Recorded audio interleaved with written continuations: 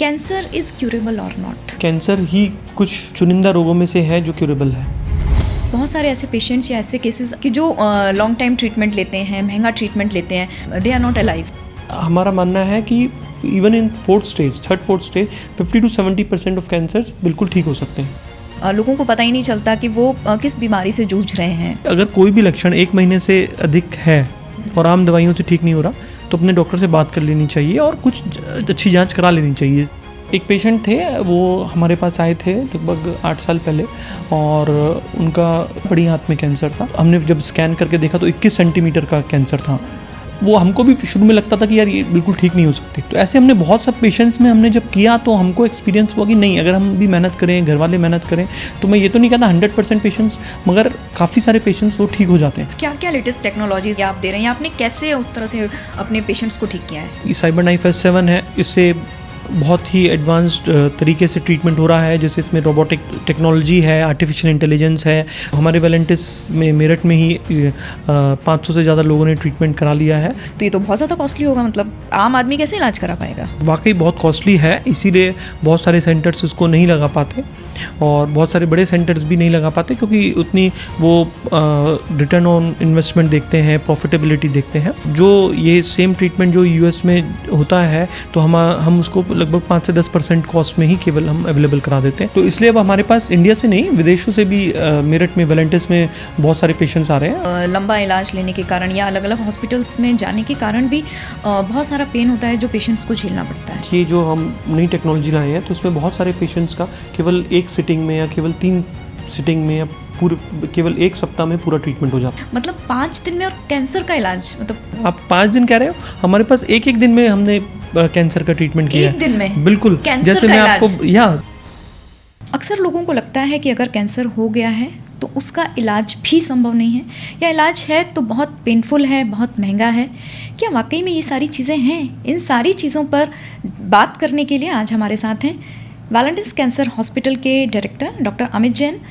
हम उनसे बात करेंगे और जानेंगे कि कैंसर का इलाज संभव है या नहीं। तो डॉक्टर साहब, आपका बहुत बहुत स्वागत है हमारे आज के पॉडकास्ट। धन्यवाद। डॉक्टर साहब, सबसे पहला सवाल, कैंसर इज क्यूरेबल और नॉट? देखिए, आपको जानकर शायद आश्चर्य होगा कि कैंसर ही कुछ चुनिंदा रोगों में से है जो क्यूरेबल है। अब देखिए, ब्लड प्रेशर है, डायबिटीज़ है, एस्थमा है, कोई भी जॉइंट्स की प्रॉब्लम है, इनमें से कोई भी क्यूरेबल नहीं है। इनका ट्रीटमेंट लाइफ लॉन्ग चलता है। But 70% of cancers are curable. ये हमारा डेटा नहीं है, ये WHO का डेटा है जिसमें बताया गया है कि US में 70% ऑफ कैंसर्स बिल्कुल ठीक हो जाते हैं। पर डॉक्टर साहब, देखा गया है कि ज़्यादातर जो कैंसर होते हैं वो डेंजरस स्टेज पर ही डिटेक्ट होते हैं, जस्ट लाइक 3rd और 4th स्टेज पर। बट 3rd और 4th स्टेज में भी कैंसर क्यूरेबल है। अब तो बहुत सारे पेशेंट्स 3rd और 4th स्टेज में भी क्यूरेबल है। यही तो एक धारणा है कि कई सब डॉक्टर्स भी वो कहते हैं कि भैया 4th स्टेज आ गया है, लिवर में पहुंच गया, ब्रेन में पहुंच गया तो कुछ नहीं हो सकता।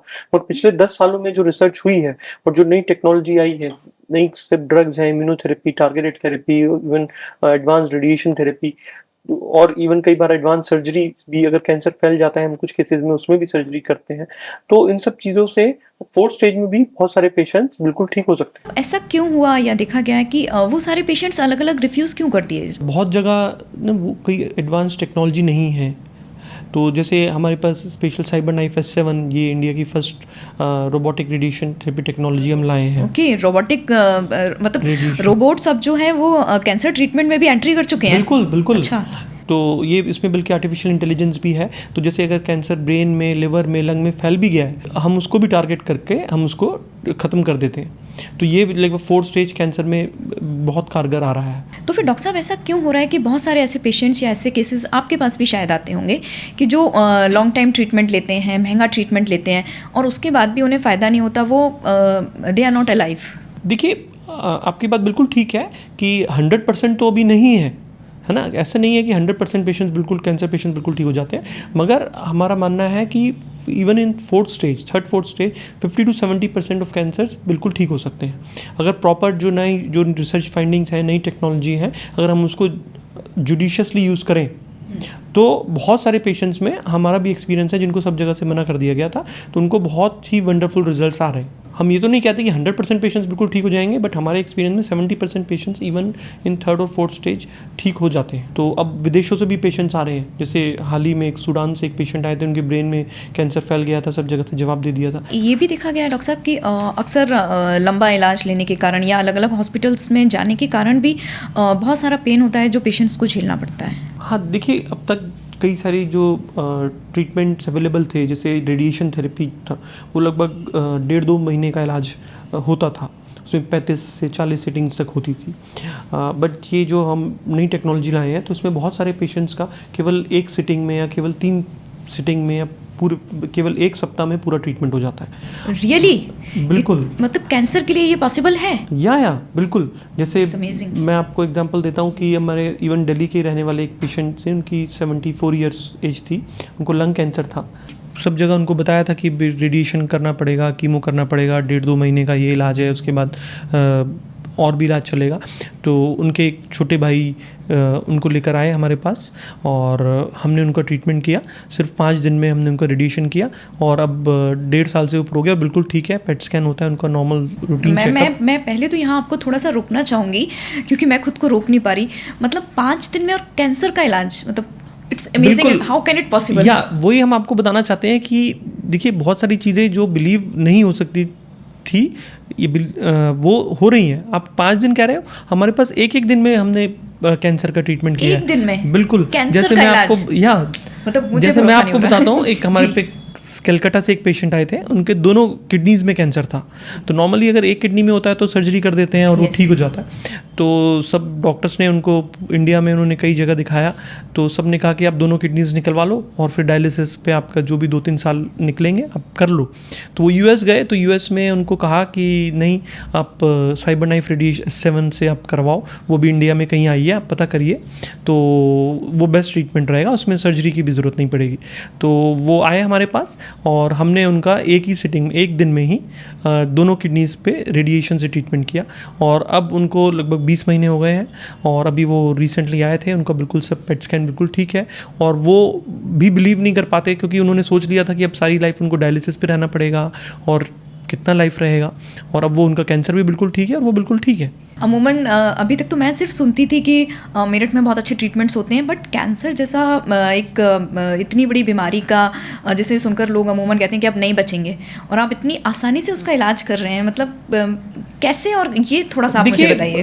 हम कुछ अलग नहीं कर रहे हैं, जो ऑलरेडी एस्टैब्लिश ट्रीटमेंट है अमेरिका में, वही ट्रीटमेंट हम प्रोवाइड कराते हैं। हमको थोड़ा पैशन रहता है कि जो भी लेटेस्ट से लेटेस्ट टेक्नोलॉजी है वो यहाँ लाएँ और लोगों को अवेलेबल कराएं। क्या क्या लेटेस्ट टेक्नोलॉजीज अब मेरठ में पेशेंट्स को मिल रही हैं या आप दे रहे हैं, या आपने कैसे उस तरह से अपने पेशेंट्स को ठीक किया है? देखिए, जैसे मैंने बताया कि एक तो ये साइबर नाइफ S7 से है ना, तो ये बहुत सब कैंसर्स में, जैसे ब्रेन में अगर फैल गया तो भी, लिवर में आ गया तो भी, लंग्स में आ गया तो भी, या किडनीज़ में जैसे मैंने आपको बताया, या प्रोस्टेट कैंसर है। जैसे एक हमारे पे 98 ईयर्स के बाबा आए थे, तो उनको प्रोस्टेट कैंसर था। तो सब लोगों ने उनको कहा कि भाई कोई फ़ायदा नहीं ट्रीटमेंट करने का इस एज में, आप घर पर ही सेवा करिए। तो वो उनके एक रिलेटिव उनको लेकर आए हमारे पास। तो और जनरली लोग बोल भी देते हैं कि अब 98 साल का हो गया तो इलाज की क्या ज़रूरत है, ठीक भी नहीं होगा। बट वो बिल्कुल फिट दिखने में लग रहे थे, दिखने में फिट थे वो। ऐसा नहीं कि वो बिल्कुल बीमार थे, बिस्तर पर थे, और वो खुद चलने फिरने वाले थे, खुद जॉली नेचर के थे। तो हमने उनका टेस्ट किया, कहीं और कैंसर नहीं फैला था। तो हमने साइबर नाइफ रेडिएशन से सिर्फ 5 सेटिंग्स में उनका ट्रीटमेंट किया और अब 1.25 साल के करीब हो गया और वो बिल्कुल ठीक है, उनका कैंसर भी बिल्कुल ठीक है। तो ऐसे, क्योंकि देखिए एज, क्योंकि यही होता है कि बहुत सारे पेशेंट्स को एज के कारण, स्टेज के कारण या ट्रीटमेंट के साइड इफ़ेक्ट्स के कारण एक्चुअली मना कर दिया जाता है, जिससे बहुत सारे पेशेंट्स हम देखते हैं कि जो ठीक हो सकते हैं वो ट्रीटमेंट नहीं कराते, या कई जगह ट्रीटमेंट नहीं मिल पाता, या बहुत सारे डॉक्टर्स को भी हम बताते हैं कि भाई देखिए अब ऐसी ऐसी टेक्नोलॉजी अवेलेबल है। चूँकि देखिए कोई टेक्नोलॉजी नहीं आती है तो लोगों को विश्वास नहीं होता जब तक वो कॉमन नहीं हो जाती। तो इसलिए अब हमारे पास इंडिया से नहीं, विदेशों से भी मेरठ में, वेलेंटिस में बहुत सारे पेशेंट्स आ रहे हैं और जो ट्रीटमेंट करा रहे हैं और जिनको आराम हुआ है। मतलब विदेशों से लोग वैलेंटिस में मतलब मेरठ में अपना कैंसर का ट्रीटमेंट कराने आ रहे हैं। मतलब मुझे तो भरोसा नहीं हो रहा आपकी बात पे, आप पक्का झूठ बोल रहे हैं। तो आप उनका ऑनलाइन इंटरव्यू भी ले सकते हैं और वो फॉलोअप पे आते रहते हैं, आप उनसे आप खुद ही रूबरू हो सकते हैं। मतलब कहाँ से लोग आ रहे हैं आपके पास पेशेंट्स, अगर मैं बात करूँ? जैसे हमारे पे अफ्रीका है, गल्फ कंट्रीज़ हैं, नेपाल है, बांग्लादेश है, श्रीलंका है, और लाइक अफ्रीका। जैसे मैं आपको एक एग्जांपल देता हूँ, अभी अबू धाबी से लगभग 1.25 साल पहले एक लड़की आई थी, उसको लंग में कैंसर हो गया था, अनयूजुअल टाइप का एक सार्कोमा था। ये सर्जरी हुई थी बट दोबारा फिर वहाँ पे बहुत बड़ा कैंसर हो गया था, हार्ट के पास था। तो सब जगह से उनको जवाब दे दिया था। तो वो आए, उनका हमने ये ट्रीटमेंट किया साइबर नाइफ से, और अब बिल्कुल 1.5 साल हो गया है, वो भी बिल्कुल ठीक है। वो बल्कि बच्ची बहुत अच्छी बच्ची है, 21-22 साल की, और वो पढ़ाई कर रही है वहाँ किसी यूनिवर्सिटी में, और वो आती है साल में 2 बार दिखाने आती है। तो मतलब एक तो आप बात कर रहे हैं कैंसर की, और दूसरी बात आप कर रहे हैं कि 22 साल की लड़की का आपने इलाज किया। तो अमूमन तो ये देखा जाता है कि जो 22 साल की जो लड़कियां या जो यंगस्टर्स हैं, उनकी तो हीलिंग पावर बहुत अच्छी होती है और इजीली वो किसी भी बीमारी को ग्रास्प कर लेते हैं और जल्दी ठीक हो जाते हैं। तो उसमें लंबे इलाज और ये तो केवल एक एग्जांपल मैंने आपको बताया था कि, मगर ऐसा नहीं है कि ये केवल यंग पेशेंट्स ही ठीक होते हैं। तो बहुत सारे ओल्ड पेशेंट्स हैं जो कि बिल्कुल ये ट्रीटमेंट किया है और वो बिल्कुल ठीक हो जाते हैं। इसमें एज का उतना फ़र्क नहीं पड़ता। जैसे मैं आपको बताता हूँ, एक हमारे पास अभी 93 ईयर्स ओल्ड एक अम्मा जी आई थी वेलेंटिस में, वो भी उधर गुड़गांव में रहती थी। तो उनको ब्रेस्ट कैंसर था, तो उनको सब जगह से कहा कि भी कोई फ़ायदा नहीं है ट्रीटमेंट करने का। तो उनका 1-1.5 साल से वो जो ब्रेस्ट में था वो गांठ बढ़ गई थी, ज़ख्म बन गया था, उनको उसमें पेन भी रहता था। तो वो आए, उनके कोई रिलेटिव यहाँ पर लेकर आए वेलेंटिस में। तो हमने देखा कि उनको कैंसर कहीं और नहीं है, और हमने उनका ये साइबर नाइफ से 5 दिन में उनका रेडिएशन किया, और अब उनको 6 महीने बाद हमने किया, तब भी पेट स्कैन ठीक था। 1 साल बाद किया, बिल्कुल ठीक। अब आप सोचिए कि भाई हम क्यों किसी को रिफ्यूज़ करें कि एज के कारण, अगर वो पेशेंट वो हम देखते हैं। मैं ये नहीं कह रहा कि सभी पेशेंट्स का हम ट्रीटमेंट कर सकते हैं, बट हमारे एक्सपीरियंस से मेजॉरिटी ऑफ पेशेंट्स का ट्रीटमेंट कर पाते हैं। और अब टेक्नोलॉजी से क्योंकि साइड इफ़ेक्ट्स नहीं है, तो बहुत सारे पेशेंट्स ट्रीटमेंट्स करा लेते हैं, पूरा करा लेते हैं, और वो ठीक हो जाते हैं। जैसा आपने बताया कि जो जिन अम्मा जी का आप उदाहरण दे रहे थे कि वो बहुत सारी जगहों पे गई, तो अमूमन डॉक्टर साहब ये देखा गया है कि जो पेशेंट होता है वो कई सारे हॉस्पिटल्स में जाता है, तो उसके बाद भी उसे प्रॉपर ट्रीटमेंट या इलाज नहीं मिल पाता। तो क्या वहाँ पर डिटेक्ट नहीं कर पाते वो लोग ठीक से कैंसर, या वो उस तरह से इलाज नहीं दे पाते? मतलब कमी कहाँ है? कुछ तो टेक्नोलॉजी की बात रहती है कि जैसे कुछ जो टेक्नोलॉजी हमारे पास है वो कई बड़े हॉस्पिटल्स में भी, दिल्ली में नहीं है ना, दिल्ली मुंबई में भी नहीं है। तो उसका एक प्रमुख कारण है। दूसरा एक कारण, जैसे मैंने आपको बताया कि हम थोड़ा रिसर्च में थोड़ा ज़्यादा रहते हैं, और तो जो भी नए नए टेस्ट हैं, नई नई मेडिसिन है, हमारा प्रयास रहता है कि हम एक पेशेंट को, एक इंडिविजुअल पेशेंट लेकर उस पर हम रिसर्च करते हैं और स्पेशल टेस्ट कराकर वो हम उसका प्रयास करते हैं ट्रीटमेंट करने का। और जिससे हमने देखा कि बहुत सारे पेशेंट में, जिनमें शुरू में हमको भी लगता था कि शायद आराम नहीं पड़ेगा, कि वो आराम पड़ा है। जैसे मैं आपको एक एग्जांपल देता हूँ कि हाँ, एक और, मैं बिल्कुल सुनना चाहूँगी, मैं बोलने वाली थी आपसे टेक्नोलॉजी, कि आप मुझे किसी ऐसे कोई लाइव स्टोरी अगर बताएं तो ज़्यादा। तो जैसे मैं एक एग्जांपल देता हूँ, उसमें टेक्नोलॉजी की बात भी नहीं है। और एक पेशेंट थे, वो हमारे पास आए थे लगभग 8 साल पहले, और उनका कोलन में कैंसर था, बड़ी आंत में कैंसर था। तो उनका दिल्ली में एक बड़े हॉस्पिटल में सर्जरी किया गया, तो देखा गया कि वो उसको निकाल नहीं सकते थे, तो उसको बंद कर दिया गया, और बहुत बड़ा हुआ कैंसर था। उनको कहा कि भाई अब 3 महीने से ज़्यादा की लाइफ नहीं है, सेवा कर लो। तो वो आए, वो उन्होंने 2.5-3 महीने बाद रात को एडमिट कर दिया। अगर दिन में वो आते तो शायद मैं भी एडमिट नहीं करता। केवल उनका 26 किलो वज़न था, वो इतने कुछ खा नहीं पा रहे थे। उनका यहाँ बैग लगा दिया था मोशंस के लिए, वो भी ब्लॉक हो गया था। तो मैंने उनको कहा, उनकी फैमिली वालों को भी कुछ इसमें कर नहीं सकते। तो उन्होंने कहा नहीं, आप कुछ तो प्रयास कीजिए, कुछ तो कीजिए। तो फिर हमने थोड़ा रिसर्च किया, स्टडी किया, उनसे डिस्कस किया कि भाई हमने जब स्कैन करके देखा तो 21 सेंटीमीटर का कैंसर था, जो कि पेनक्रियास को सबको इन्वॉल्व किए हुए था। तो वो हमने फिर कहा कि इसमें रेडिएशन कर हम देख सकते हैं। तो नॉर्मल रेडिएशन हमने उसमें किया, और 11 दिन बाद उनका वो रास्ता खुल गया, वो खाने लग गए। फिर हमने उनका पूरा रेडिएशन का कोर्स कर दिया, फिर हमने उसके बाद उनका सर्जरी भी किया, फिर उनका 6 महीने का कीमो किया। तो उनका इस बीच में वेट बढ़ने लग गया था जब खाने लग गए तो वो पेशेंट बिल्कुल ठीक हो गए। तो जब हमने फिर 1 साल बाद उनका केस अमेरिका में प्रेजेंट किया, अमेरिका में एक एनुअल कॉन्फ्रेंस होती है American association for cancer research की, वो केवल फर्स्ट टाइम केसेस ही वो या फर्स्ट टाइम वाली फाइंडिंग्स ही वो लेते हैं, और बहुत ही प्रेस्टीजियस वो एसोसिएशन है, उसकी कॉन्फ्रेंस है। तो लकीली वो वहाँ पे एक्सेप्ट हुआ हमारा, हमने प्रेजेंट किया। तो वो हमको भी शुरू में लगता था कि यार ये बिल्कुल ठीक नहीं हो सकते। तो ऐसे हमने बहुत सब पेशेंट्स में हमने जब किया तो हमको एक्सपीरियंस हुआ कि नहीं, अगर हम भी मेहनत करें, घर वाले मेहनत करें, तो मैं ये तो नहीं कहता 100% पेशेंट्स, मगर काफ़ी सारे पेशेंट्स वो ठीक हो जाते हैं। और वही पेशेंट अब आप देखिए 8 साल हो गए हैं, वो पेशेंट बिल्कुल ठीक है। तो वो खुद अपना एग्जाम्पल देता है, उसके रिलेटिव्स एग्जाम्पल देते हैं कि यार हमको तो, हमारे पास अभी भी उसके स्कैन्स हैं पुराने। वो खुद पेशेंट कहता है कि यार मैं बिल्कुल, मतलब मेरी कुछ हालत नहीं थी। तो ऐसे बहुत पेशेंट्स हैं जो हमने ट्रीट किए, और हमको भी खुद उससे हमको एक्सपीरियंस हुआ कि यार वाकई जिनको हम भी समझते थे कि यार ठीक नहीं हो सकते, और वो ठीक हो गए। तो उससे हमको बहुत सेटिस्फेक्शन मिलता है, और आगे और कुछ करने के लिए इनकरेजमेंट मिलता है। जिन अम्मा जी के बारे में आप बात कर रहे थे, तो कैंसर की सीवियरिटी भी तो कहीं ना कहीं मायने रखती है। उन्हें इतना सीवियर कैंसर नहीं रहा होगा, इसलिए वो जल्दी आप उनका इलाज कर पाए। नहीं, सीवियर था, पूरा स्किन में जख्म हो गया था सब, बगल में भी एक गांठ थी। तो टेक्निकली ये 4th स्टेज में आ जाता है। ओके। 4th आ जाता है। तो पूरा बहुत बड़ा उनका लगभग 9 सेंटीमीटर का वो ज़ख्म था, और ये टेक्निकली एडवांस स्टेज में ही आता है। बट क्या है कि हम इस टेक्नोलॉजी से, साइबर नाइफ टेक्नोलॉजी, इसमें चूँकि रोबोटिक है और उसमें आर्टिफिशियल इंटेलिजेंस भी है, तो जैसे पेशेंट सांस लेता है, जैसे ब्रेस्ट कैंसर है, लंग कैंसर है, लिवर कैंसर है, ये इवन प्रोस्टेट में ना, क्योंकि ब्रीदिंग के साथ भी वैसे भी थोड़ा थोड़ा मूवमेंट होता है।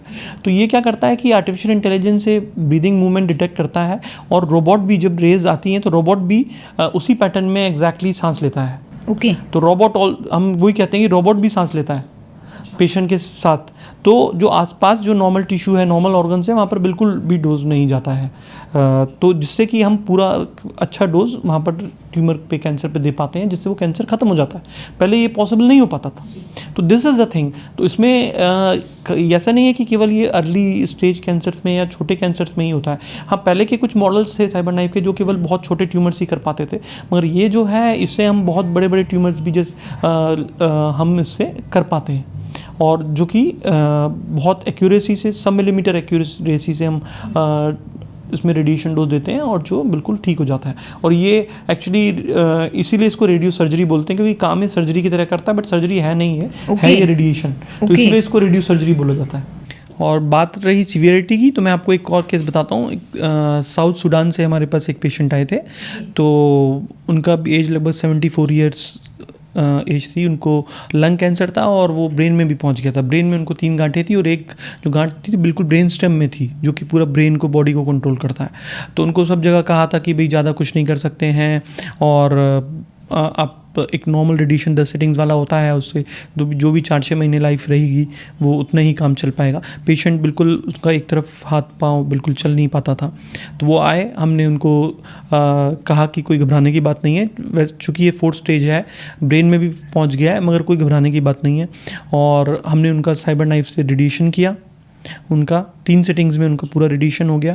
फिर हमने जो लंग कैंसर जो था, उसमें से हमने बायोप्सी लेके उस पर कुछ जीन सीक्वेंसिंग की, तो उसमें हमको एक म्यूटेशन मिला, तो जिसके हिसाब से हमने उनको एक टैबलेट चला दी। तो ब्रेन वाला कैंसर भी हमने रेडिएशन से कंट्रोल कर दिया, और जो बाकी पूरी बॉडी में कैंसर होगा वो एक टैबलेट से वो कंट्रोल हो रहा है। तो वो पेशेंट बिल्कुल ठीक है, खुद चल फिर रहे हैं, दौड़ रहे हैं, अपना काम कर रहे हैं, और आप देखिए कीमो की भी ज़रूरत नहीं है, और ड्रामेटिक इंप्रूवमेंट उनका क्वालिटी ऑफ लाइफ में आ गया है। और अब उनकी टैबलेट चलती रहेगी, और जो भी हमारे पे डेटा है, रिजल्ट्स हैं इस ट्रीटमेंट से, ऐसा नहीं है हम पहली बार कर रहे हैं, ऑलरेडी एस्टैब्लिश ट्रीटमेंट है।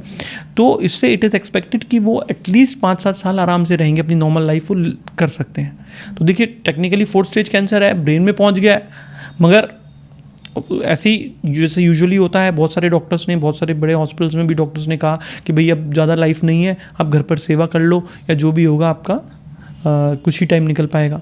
मगर यही मैं आपको कहता हूँ कि नई टेक्नोलॉजी से, नई रिसर्च से बहुत कुछ ऐसा संभव हुआ है कि जो पहले संभव नहीं हो पाता था। लेकिन जितनी भी आपने मुझे केसेस बताए, मैं अगर पूरा बैक से लेकर अभी तक की बात करूं तो ये तो सारे मतलब बहुत लिमिटेड केसेस आप मुझे बता रहे हैं, जो बहुत लिमिटेड संख्या होगी। देखिए, इतने कम टाइम में मैं आपको लिमिटेड ही बता सकता हूँ। वैसे हमने 500 से ऊपर साइबर नाइफ के ही केसेस कर दिए, और खाली साइबर नाइफ ही नहीं है, जैसे मैंने आपको बताया और भी टेक्नोलॉजीज़ हैं, जैसे हम जिसको अलग तरीके से यूज़ करते हैं, इम्यूनोथेरेपी, टारगेटेड थेरेपी या रोबोटिक कैंसर सर्जरी की, जो बड़े मुश्किल केसेस होते हैं जिनका हम इलाज कर पाते हैं। तो आप आइए कभी हॉस्पिटल में, आप मिलिए, हमारे बहुत सारे पेशेंट्स जो आते हैं फॉलोअप पे, या आप उनका इंटरव्यू भी ले सकते हैं कि अब हमारा कि जिनको हमको देख के खुशी होती है कि जो बिल्कुल डिफ़िकल्ट केसेस हैं, जिनको सब जगह से जवाब दे दिए जाते हैं, ऐसे बहुत सारे पेशेंट्स, खाली लिमिटेड की बात नहीं है, ऐसे बहुत सारे पेशेंट्स हमारे पास हैं जो बिल्कुल ठीक हो गए, और जिनसे हमको भी एनकरेजमेंट मिलता है और बहुत कुछ नया सीखने को मिलता है और हिम्मत मिलती है। डॉक्टर साहब, आपकी बातें सुन के तो मुझे ऐसा लग रहा है कि शायद लोगों में अवेयरनेस की कमी है, उन्हें पता नहीं है कि उन्हें कैंसर के सही इलाज के लिए कहाँ जाना चाहिए। बिल्कुल आपने सही कहा। जैसे साइबर नाइफ S7 है, इससे बहुत ही एडवांस्ड तरीके से ट्रीटमेंट हो रहा है, जैसे इसमें रोबोटिक टेक्नोलॉजी है, आर्टिफिशियल इंटेलिजेंस है। तो इससे जैसे पेशेंट ब्रीदिंग करते टाइम पेशेंट सांस लेता है तो रोबोट भी सांस लेता है, तो एग्जैक्टली वहीं पे डोजेस जाती हैं और आसपास बिल्कुल डोज नहीं जाती है, तो जिससे हम 1 दिन में या 3 दिन में ही या 5 दिन में ही पूरा ट्रीटमेंट समाप्त कर पाते हैं और पेशेंट्स को बिल्कुल साइड इफ़ेक्ट्स नहीं होते हैं। तो हमारे वेलेंटिस में, मेरठ में ही 500 से ज़्यादा लोगों ने ट्रीटमेंट करा लिया है और बहुत सारे लोग ने लाभ उठाया है। तो डेफिनेटली अब मैं कहूँगा कि ये एक तरह की क्रांति है जिससे बहुत लोगों को लाभ मिल रहा है। आप कह रहे हैं कि इंडिया में बहुत ही कम जगह और आपका पहला है मेरठ में जो आप बता रहे हैं, तो ये तो बहुत ज़्यादा कॉस्टली होगा, मतलब आम आदमी कैसे इलाज करा पाएगा? देखिए, वाकई बहुत कॉस्टली है, इसीलिए बहुत सारे सेंटर्स इसको नहीं लगा पाते और बहुत सारे बड़े सेंटर्स भी नहीं लगा पाते, क्योंकि उतनी वो रिटर्न ऑन इन्वेस्टमेंट देखते हैं, प्रॉफिटेबिलिटी देखते हैं। मगर हमारा चूँकि मिशन है कि ज़्यादा से ज़्यादा पेशेंट्स को बिल्कुल एडवांस टेक्नोलॉजी मिले, तो जो ये सेम ट्रीटमेंट जो US में होता है, तो हम उसको लगभग 5 से 10% कॉस्ट में ही केवल हम अवेलेबल करा देते हैं, और ये हमने इसको बहुत अफोर्डेबल बनाया हुआ है कि जिससे मेजॉरिटी ऑफ पेशेंट्स आराम से ट्रीटमेंट करा पा रहे हैं। आपने इतनी सारी बातें बताई हैं कैंसर के बारे में, लेकिन एक बात जो अमूमन देखी गई है वो ये कि कैंसर का इलाज बहुत देर से शुरू होता है, लोगों को पता ही नहीं चलता कि वो किस बीमारी से जूझ रहे हैं, मतलब इसके सिम्टम्स क्या और हो सकते हैं, वो मैं थोड़ा सा जानना चाहती हूँ। देखिए, पहली बात है कि कैंसर का कोई सिम्टम नहीं होता है ना। कैंसर क्योंकि शरीर के किसी भी अंग से स्टार्ट हो सकता है, किसी भी अंग को प्रभावित कर सकता है, तो जिस अंग को प्रभावित करता है तो उसी से संबंधित लक्षण आते हैं। जैसे अगर फेफड़े का कैंसर है तो खांसी होगा, सांस फूलेगा, सीने में दर्द होगा या खांसी में खून आएगा, ये तो किसी भी फेफड़े की बीमारी में हो सकता है। जैसे अगर किसी रीढ़ की हड्डी में कैंसर आ गया तो उसको कमर में दर्द होगा, तो वो कमर में दर्द तो नॉर्मल चीज़ हो सकती है। ऐसे पेट में कैंसर है तो भूख न लगना, वजन कम होना, पेट में दर्द होना, वो कुछ भी हो सकता है। तो देखने वाली बात यह है कि अगर कोई भी लक्षण 1 महीने से अधिक है और आम दवाइयों से ठीक नहीं हो रहा, तो अपने डॉक्टर से बात कर लेनी चाहिए और कुछ अच्छी जांच करा लेनी चाहिए, CT स्कैन है या एंडोस्कोपी है, तो जिससे कैंसर जल्दी से जल्दी वो पकड़ा जा सकता है। तो अगर 1st 2nd स्टेज में ही कैंसर पकड़ा जाता है तो उसमें और 95% to 100% चांस होते हैं कैंसर के ठीक होने के, और उसमें खर्चा भी कम आता है और पूरी तरह ट्रीटमेंट हो जाता है। आपकी बातें सुन के मुझे लग रहा है कि लेट स्टेज कैंसर से भी डरने की ज़रूरत नहीं है। लेट स्टेज कैंसर्स भी बिल्कुल ठीक हो सकते हैं, बहुत सारे कैंसर्स इन स्टेजेस में भी ठीक हो जाते हैं। लेकिन एक और बात है जो किसी भी बीमारी के इलाज के लिए सबसे ज़्यादा इंपॉर्टेंट होती है, वो कहते हैं ना एक माहौल।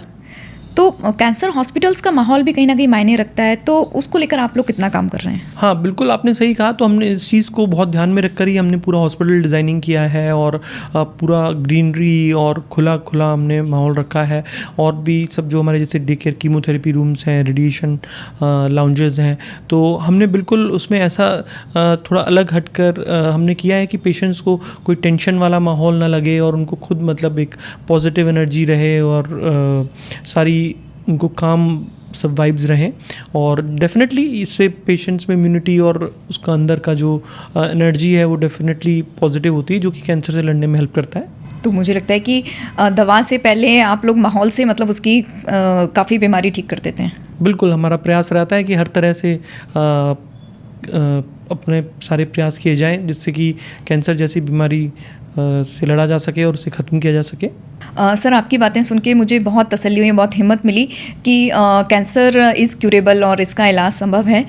Thank you so much sir, आपने हमें इतना टाइम दिया और इतनी अच्छी और इतनी गंभीर जानकारियाँ हमारे साथ आपने शेयर की। Thank you for your valuable time. Thank you so much. Thank you.